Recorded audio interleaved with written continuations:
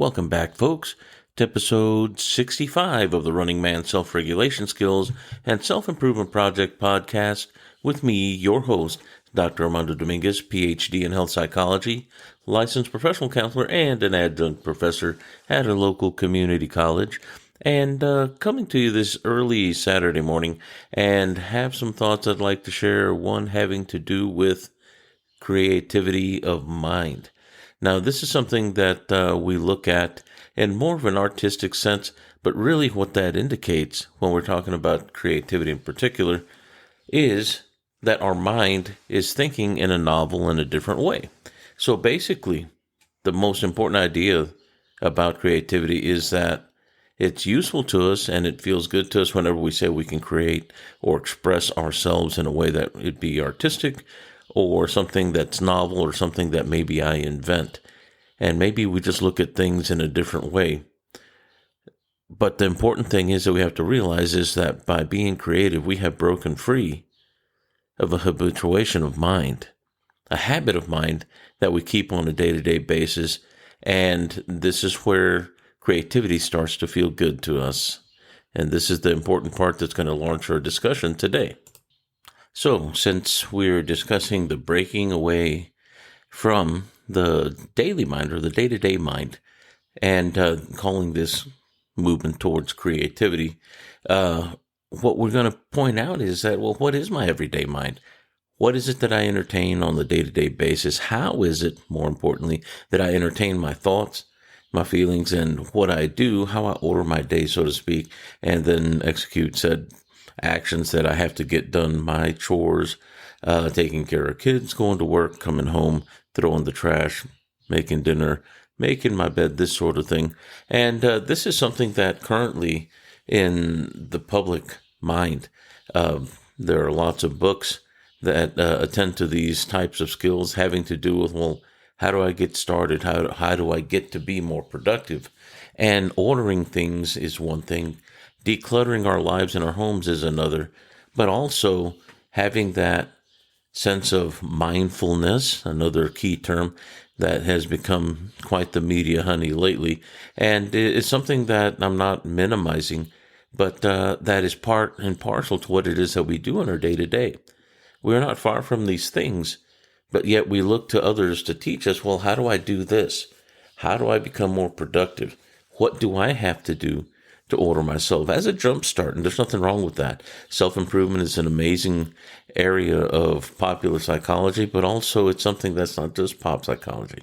It's something that whenever we engender to start a discipline, such as those of us that have gotten into martial arts lately, jiu-jitsu is the big thing, that it doesn't have to be somebody that's a brawler, somebody that's a fighter, but somebody that can be of smaller stature and not starting in a particularly athletic sense, but yet learning how to use their mind with their body and embodying a thought process by being more aware from the top of their head to the bottom of their feet, and proprioceptively, how am I standing in space? If I'm standing and if I'm on the ground, what's going on there? And getting all that feedback from one's kinesthetic sensory awareness, being, the pressure you get of your back on the floor with somebody pressuring on you, or for that matter, maybe you mounting on somebody and trying to capture their arm and subdue them, this sort of stuff. And the idea is that we take in lots of information, and that is a way to break free of what we usually do, especially if you're in a particularly sedentary job or one where you stand and sell cars. You're probably not going to be hugging somebody belly to belly and wrestling with them while you're trying to sell them a car, or you're probably not going to be doing anything remotely similar to punching somebody or blocking somebody trying to touch you or grab you while you're selling them car insurance, whatever the case may be. So it's a great break from what it is that our typical day-to-day way of doing things is. And if we get particularly good at doing something, let's say we're discussing employment, you are doing something for pay for a number of hours daily, let's say the base equivalent in the United States is 40 hours a week minimum. Of course, there are those that work longer and do more. But yet you're talking about a skill that you perform or skill sets that you perform repeatedly and you get familiar with. And as a service, you're able to provide them and have more answers than the average person would in that area. So that is something that would be your regular mindset. Now, this doesn't mean you can't be creative within those areas that we call time in to work and time out, wherever we're actually in effort making money. And you can be. There are some jobs that allow for that. But also, some of the things that employers look for are people that are able to break out of that common mindset or being told what to do and just executing and not asking questions, this sort of thing. And there are certain jobs that do require such mindset and ability to do that. Nothing wrong with that. That requires some focality or attentiveness to a way of doing things. And then there are those that require that you be a little more on your feet and able to make more decisions as you go. And those are important types of jobs as well. But the idea is, what is it that is my everyday mind that I practice most, that I do most often, and that I find myself more frequently doing and being? And as adults, most of us have families. Well, we're raising ourselves, becoming young adults into professionalism, and eventually maybe thinking about developing a family, this sort of thing. So we have an idea in our mind in the future, kind of have an envision idea or plan as to where I want to get to. And in the discipline of neurolinguistic programming, they use the term well-formed outcomes. And this always used to throw me for a loop in understanding, and it's not hard to understand. Fact of the matter is, whenever we use the term starting with the end in mind, this is a very good thing, and this is an applied that is something with a goal. And yes, I may be applying something that will require some regularity and practice that I tend to habituate in the direction of achieving that goal. But a well-formed outcome is knowing what it is that you want with a great degree of clarity. What's it going to feel like? What's it going to look like? What is it that I want? And being able to take every step in the direction of getting that goal and meeting that way of being or becoming that person that I want to be in the future, or to even get material things. Those are things I want, and I want to work towards those. And this is, in a sense of creativity that often isn't discussed too often out loud, but is one that we seek in the self-help manuals. And we hear those things from the people that are the most productive that are out there in social media now, teaching you how to do more, be more, get more out of your life, and be more happy and enjoy that by being mindful in the process. And also once you acquire what you want. Now, that was a big, hairy run-on sentence, and for today, it's going to be okay.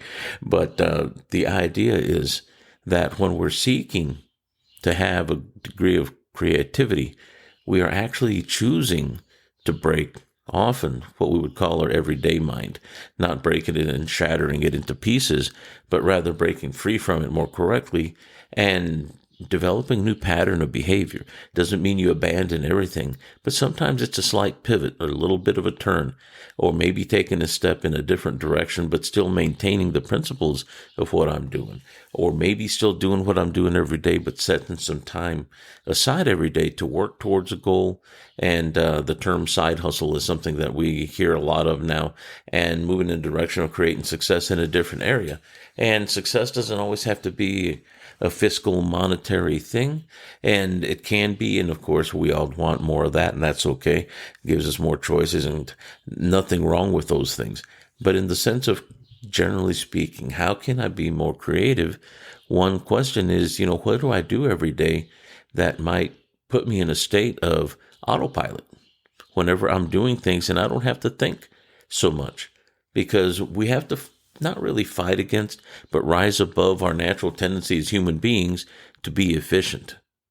We seek to save energy. We are not lazy as a human being, but by nature, our body does not choose to be lazy, but rather to be efficient in how it uses its energy. So the next time I get better at something, this is the second repetition or the second meal effect, even how we eat. Our body realizes, hey, I'm doing this again. It becomes more apt to do things more effectively using less energy to do that. So therefore, sometimes change is necessary. That's why if somebody is working out, you get a good solid 6 weeks, and you kind of have to reprogram a little bit.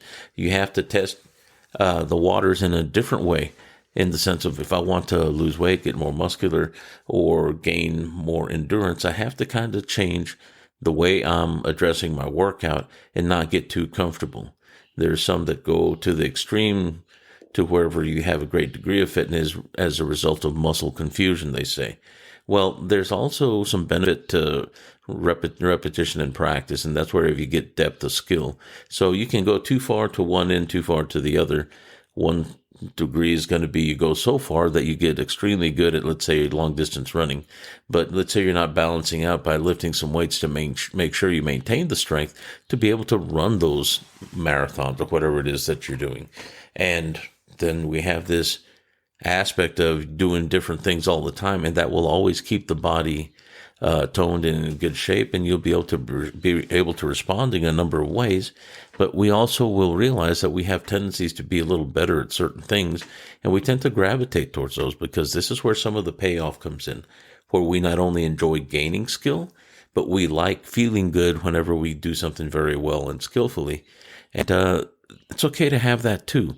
That's the enjoyment, or the arrival point, not that you stay there, but rather the arrival point in the sense that I've gained or leveled up, and now movement feels good. And even though it's taxing, I enjoy the taxing of myself because there's a degree of skillfulness.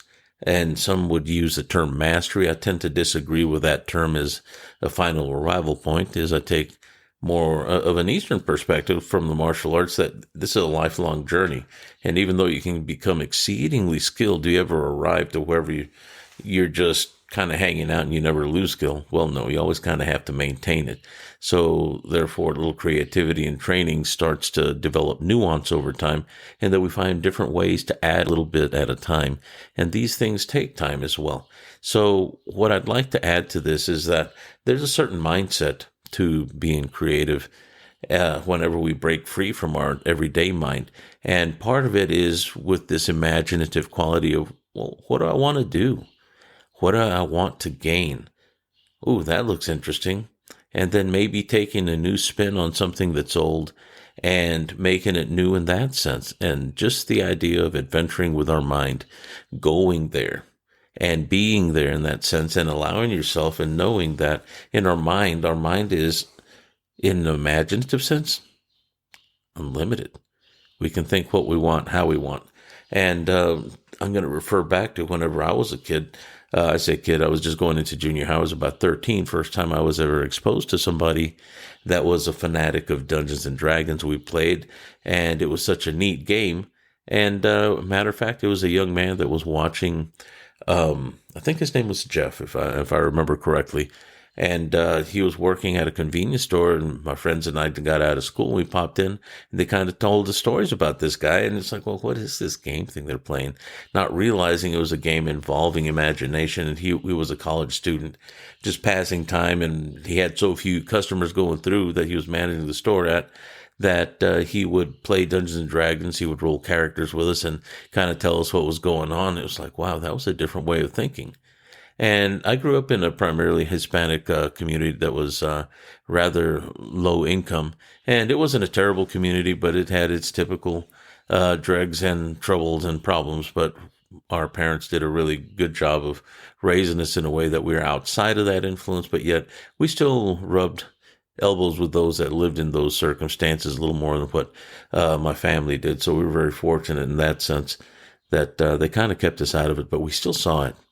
And the important thing is that was, who'd have thought you could have had fun using your imagination, but using some manipulatives, some dice. If y'all know what I'm talking about, the D20 is king. I love it. And percentile dice to determine what a decision is, and the luck involved in that, the way that was rolled, and using those mathematical skills in a way that was fun and part of an idea that we were playing in this imaginative world, and somehow succeeding in that you were an alter ego wearing armor, carrying a sword, and maybe you could do, I don't know, magic. The idea is kind of funny to me now, but I talked to my mom about it, got the name of it, and then my mother actually bought me my own set, and then I started learning and reading. And that encouraged me to educate and to evolve my way of doing things. And I didn't realize how important that would be to me until many years later. But for about 5 years, from age 13 to 18, almost every day after school and on weekends, we would have literally hours that would go by where we would play at the kitchen table at my house. And that was just really kind of interesting. But why do I mention this now? That was seeding a way of being creative and a way of thinking that was outside of the norm. It was outside of the norm of the neighborhood I grew up in. It was outside of the norm of the people that I grew up around. And there were very few of us that played, but those of us that did play, most of us succeeded at things later on in life that required that sort of creativity. Now, it doesn't mean that people were perfect as a result of playing and we didn't become what now is a negative term that my sons use called weebs. And I guess we were the nerds, if you will. But once we started going to junior high and integrating with other kids from other sides of town, we realized that many of them were playing as well. And we got a chance to talk about things and to create rapport. But also we became comrades in football and athletics and God knows what else. But the idea is creativity. We all seek that, regardless of the walks of life we came from. And there's a feel-good quality to that. And we were breaking through into another level of thinking, but also we were breaking away from the common mind, the habituated mind, wherever we have these expectations.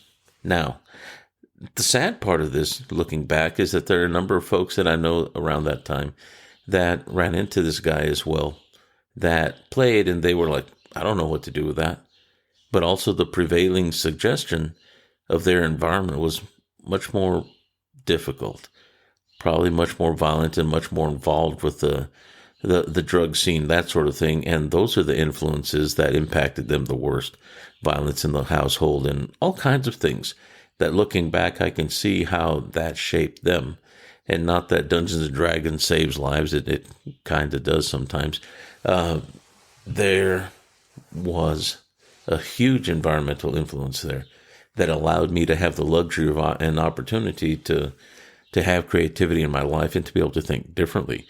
Now, how does this apply to self-regulatory skills? Well, it applies in a very big way. One is understanding that whenever we see how things are in my everyday, whether they be stressful or uncomfortable or even really good, how I respond is largely not only my decision, but also the quality of the decisions I make that will put impetus into an environment that will either feed me good things, feedback, once again, those things that tell us you're doing right, doing wrong, or this hurts, don't do this again. And those things that the environment feeds back to us are the things that tell us, well, that's probably a good idea, or that wasn't a good experiment. Maybe we could change how we're approaching.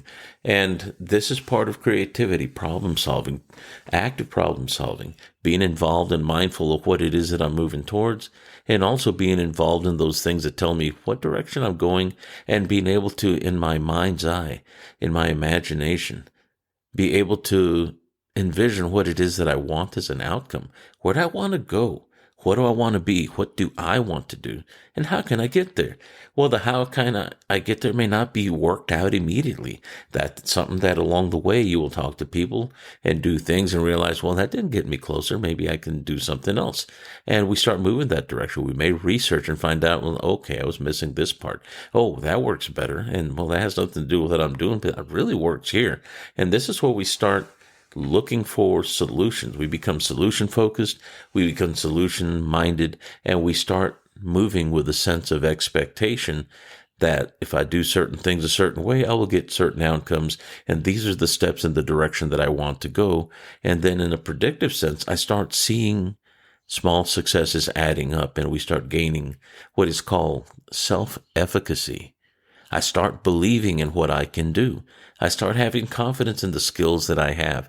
And I start being able to put those things together with a degree of not only creativity, but expectation. Oh, I know this works. I know that doesn't work, so I'm going to pick this instead. So we'll go with that and we'll move us forward. We start becoming creative in process and the way that we start changing and shaping what it is that's going to be that I do next to get me further along the road. And along the lines of what they asked, I believe, Plato, how do I get to Mount Olympus? Well, just ensure that every step is in the direction of Mount Olympus, and well, very flatly, you'll get there. So the idea, once again, is about creativity. What does this have to do with self-regulatory skill? It has a lot to do with it in a very subtle sense. If we talk to people that are very unhappy with their lives, we realize that often they have made decisions that were, 1, impulsive, 2, not well thought out, and 3, they knew where they wanted to go, but maybe they lacked the skills to get there. And those are the frustrations where, when stress gets in the way, creativity goes by the wayside. And our natural tendency to be efficient, of course, pushes us in the direction of saving energy. And what's the most energy-saving thing is doing something that I already know how to do, that I've developed efficiency in. And this is where we fall back into the common mind, the day-to-day mind, into our typical day of whatever it is that I do, the habituation, falling back to the familiar, falling back to the normal. And those aren't bad things, but they are things that often will eat up our energy that otherwise, if we're not applying towards being more creative, we'll still get eaten up and we're still going to have whatever deficit at the end of the day. We're still going to go and lay down our head and rest and sleep at the end of the day, but we're not going to be as fulfilled because we're not doing what we want to do. We may not move in the direction of where I'd like to go, or maybe I don't feel like I'm getting closer to it. So I'm going to give you a couple of examples of things that imply what it's like whenever we get out of our common mind, when I start seeing things differently. And both of these are kind of Zen stories in a sense, but really they're very, very short. But what it is, it's a metaphor for how we think. Each one is.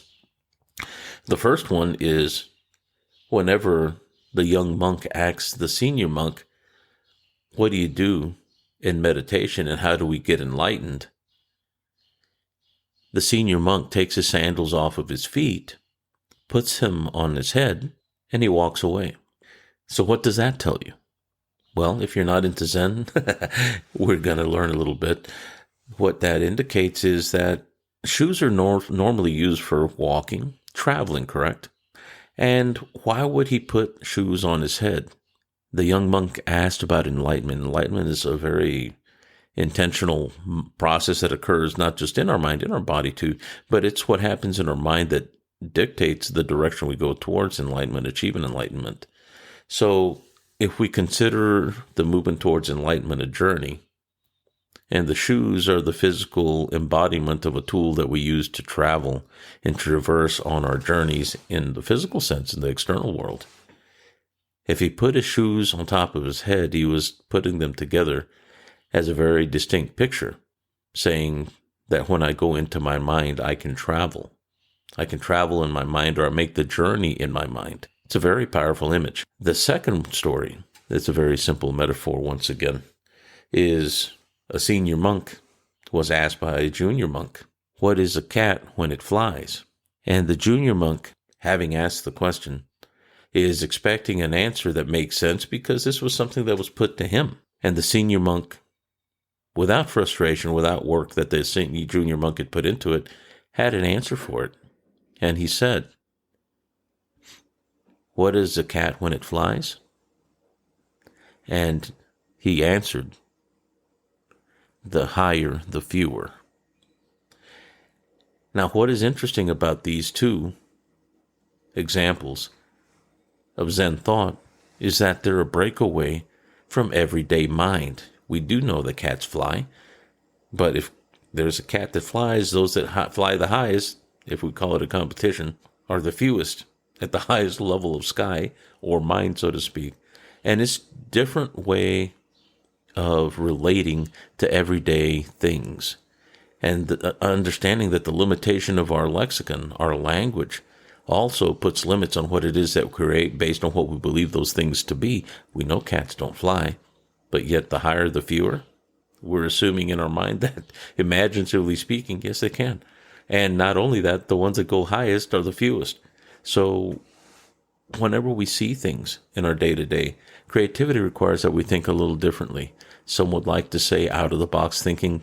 That's fine. Not a big deal with that. But the idea is, yes, breaking free from the common mind and relating to those things that we do every day in a different way. And also bringing us to a point that we feel not only fulfilled by the creativity, but also like we're moving closer, if we are moving closer, towards that outcome that we want, that dream image that we have, and that idea that I'd like to have for myself in the future. So in the sense of self-regulation, this is disciplining the mind without being punishing. This is allowing the body to seek for itself those things that it would deem pleasurable. And also, by doing those things, we put away those feelings of reactivity. But also the self-regulation is not falling into the common mind, breaking free of our day-to-day mindset. And whenever we do that, we're creating. We're novel, and we're fluid. Those are important things. That's going to be it for today. I know that was a bit much to talk about, but it really is kind of a fun topic for me. But it's something that relates to everybody and everything that we do that we would like to see happen that could bring us great pleasure. Maybe accomplishing something that can help someone or help ourselves. But keep these things in mind. Whenever we're in our day-to-day mind, that's habituation, that's practice, that's efficiency, but also creativity requires us not to throw those things away, but embrace them and realize that the foundations of my creativity may lay on what I've done every day. And it's not necessarily letting go and dashing it all into millions of pieces, but rather just looking at things differently, relating to things differently. So I want to tell you thanks for passing some time with me, and certainly encourage you to be creative, to relate to things differently by seeing things from a more creative space versus the day-to-day mind, a habituated mind. So if you have any feedback, please send it to the Gmail at runningmangetsskillsproject@gmail.com. I'd love to hear from you. And for now, certainly enjoyed the time. Be creative. Take care and walk well.